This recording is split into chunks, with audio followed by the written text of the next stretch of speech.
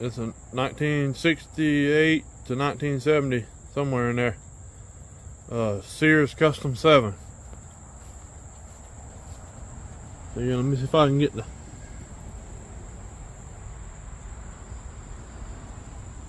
Yeah, it don't say, but yeah, it's between 1968 and 1970.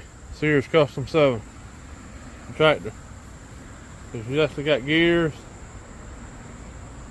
electric start, choke. It's got high and low, first through second, so it's 8-speed.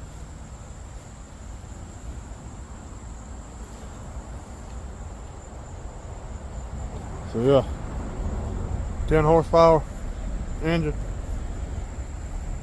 So yeah, that's what we'll be making the mowers with here on out. So yeah, old school, shaft driven deck.